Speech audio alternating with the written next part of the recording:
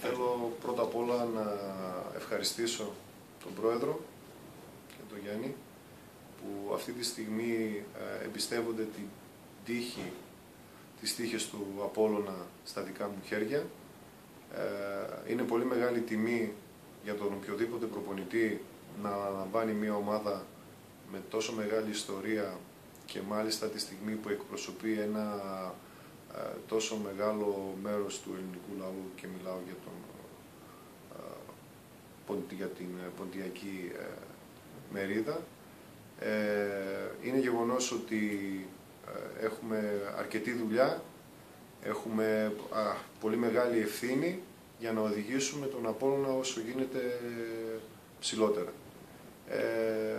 Από αύριο όλοι τα κεφάλια μέσα και να προσπαθήσουμε να καταφέρουμε ό,τι είναι καλύτερο. Coach, τον αντιμετώπισε τον Απόλλωνα σε ένα φιλικό παιχνίδι, ως προπονητής του Αγροτικού Αστέρα, έχεις δηλαδή άποψη και για το έμψυχο δυναμικό και... Έχω μία πρώτη άποψη, αλλά νομίζω ότι θα χρειαστεί σίγουρα χρόνος για να δούμε όλο το έμψυχο δυναμικό, να το αξιολογήσουμε και να μπορούμε να είμαστε όσο γίνεται πιο αντικειμενικοί στις κρίσεις μας. Τώρα για στόχο, δεν ξέρω αν θέλεις να πεις κάτι συγκεκριμένο όσον αφορά...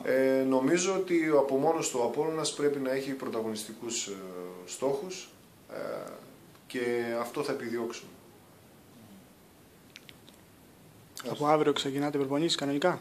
Ναι, από αύριο το πρωί θα είμαστε εδώ και είναι ευτύχημα βέβαια το γεγονός ότι δεν υπάρχουν υποχρεώσεις αυτό το Σαββατοκύριακο. Υπάρχει ένα φιλικό με την Ξάνθη και θα έχουμε περισσότερο χρόνο μπροστά μας να μπορέσουμε να προετοιμαστούμε.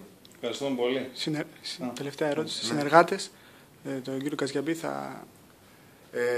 Αυτή τη στιγμή αυτό μην το τέτοιο. Έχουμε μία λεπτομέρεια όσον αφορά... Ο κύριος Καζιαμπής θα είναι σίγουρα μαζί μου. Λογικά θα είναι και ο κύριος Γεωργάκης και θα δούμε ακριβώς πώς θα πλαισιωθεί και από τα άλλα άτομα το προπονητικό team. Ευχαριστούμε. Ευχαριστούμε πολύ. Λείπει ταξίδι ο γυμναστής μου.